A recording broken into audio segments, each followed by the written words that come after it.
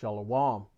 I'd like to start out by giving all glory, praise, and honor to Yahweh Bahasham, Yahweh Shai Bahasham, Rakakwadash.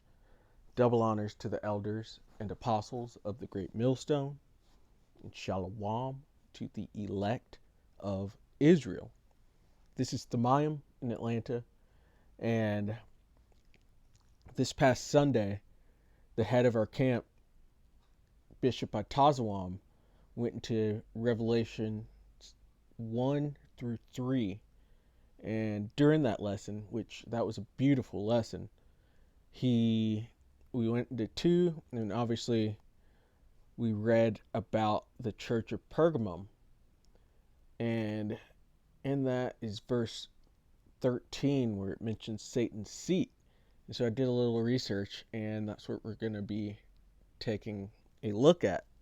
And so Revelation 2 and verse 12, and to the angel of the church in Pergamos write, these things saith he which hath the sharp sword with 2 edges, that he being Yahushai, and that sharp sword being the word of the Lord is sharper than any 2-edged sword. But it says, I know thy works and where thou dwellest. And Pergamos was a very wicked place. It was full of idolatry and all the wickedness that comes with that. And it says, even where Satan's seat is. And that's what we're going to be taking a look at. And thou holdest fast my name, and hast not denied my faith, even in those days wherein Antipas was my faithful martyr, who was slain among you, where Satan dwelleth, and that being at Pergamos. And so, going into it, you look up Pergamos, and it brings up the altar of Zeus. It says, the Pergamum altar of Zeus. The carvings in the frieze showed the war between the Greek gods and the Titans, called the Gigantomachy. They featured both Zeus and Athena. There was a second frieze in the inner courtyard where the actual fire altar was. It stood 1.58 meters high, and it showed the life of Telephus. And we're actually just gonna go down here and check out the Wikipedia. And earlier I was looking this up, and it was saying that this altar was one of the 7 wonders of the ancient world, but I can't find that to be true, or I don't see it listed as one of the 7. So Salakia for that. I mentioned that during the class, but Salakia for that. I don't believe that to be true, but we're going to take a look at this altar. It says Pergamon altar. It says, was a monumental construction built during the reign of the ancient Greek king Eumenes II in the first half of the 2nd century BC on one of the terraces of the Acropolis of Pergamon in Asia Minor, or modern-day Turkey. And here is this huge altar that was built. And they ended up taking it up and moving it to Berlin. But this is idolatry, and it's wicked. Zeus didn't exist. It says the structure was 35.74 meters wide, 33.4 meters deep. The front stairway alone was almost 20 meters wide. The base was decorated with a frieze in high relief showing the battle between the giants and the Olympian gods known as the Gigantomachy. There was a second, smaller and less well-preserved high relief frieze on the inner court walls, which surrounded the actual fire altar on the upper level of the structure at the top of the stairs. In a set of consecutive scenes, it depicts events from the life of Telephus, legendary founder of the city of Pergamon, and son of the hero Heracles, and Augie, one of Tegan King Aelius's daughters. In 1878, the German engineer Karl Humann started official excavations on the Acropolis of Pergamon an effort that lasted until 1886. The relief panels from the Pergamon altar were subsequently transferred to Berlin, where they were placed on display in the Pergamon Museum. And that's about it. We'll read this a little bit down here because it's basically saying what we were just talking about. But it says, citing the book of Revelation, chapter 2, verse 12 and 13, in the Christian Bible, many scholars have argued that the Pergamon altar is the seat of Satan mentioned by John the Apostle in his letter to the church of Pergamon.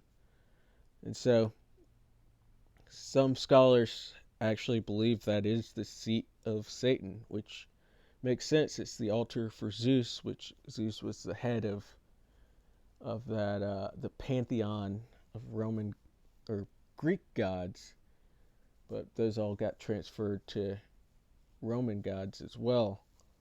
But nonetheless, not saying that it definitely is the seat of Satan, but it's a thought, something to think about. And it doesn't matter one bit, though, because it's all idolatry. Let's get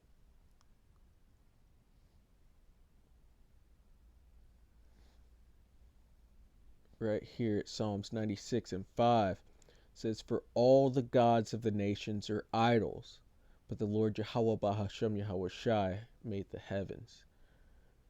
So all that stuff is just set up in vanity. There's somebody just made it up. It's just fables. And people believed it. Those people were going out to war and dying over that false pantheon of gods. They were just a bunch of pagans and, being pagans. I want to get this one down here at Tobit too. It says, "And all nations shall turn and fear the Lord power, truly, and shall bury their idols." Because once the Lord returns, all this stuff's just going to be burnt up. There's not going to be any memory of Zeus or Poseidon or any of those Egyptian gods or any of those Elamite gods, those Indian gods with all the arms or elephant heads, all those Hamite gods. They're all going to be cast down. No more, and ultimately, which the water Yahweh Bashem Yahweh Shai, and no more white Jesus. All that stuff is going to be thrown down. Verse 7, it says, "So shall all nations praise the Lord, and his people shall confess the Most High, and the Lord shall exalt his people, and all those which love the Lord, power and truth and justice shall rejoice, showing mercy to our brethren." And so the Lord's going to throw all this stuff down. He's going to have the nation set in order under Yahweh Shai, under the Israelites, and the law will go out throughout all of the earth, and all that stuff will be burnt up right along with the weapons. Let's go to Micah 1, and we'll start at verse 2. Micah 1 and 2. "Hear, all ye people, hearken, O earth, and all that therein is." So the whole entire earth in an oikoumene sense. And it says, "Let the Lord power be witness against you, the Lord from his holy temple. For behold, the Lord Yahweh cometh forth out of his place, and will come down and tread upon the high places of the earth." And all these high places here within the earth, it's all idolatry. You look at the Christian church, and look at the Catholic church, which really they're just the same. The Protestants just are like a subsidiary of the Catholic Church. It was birthed from the Catholic Church.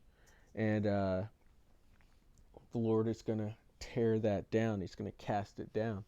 You look at Islam, that's going to be cast down.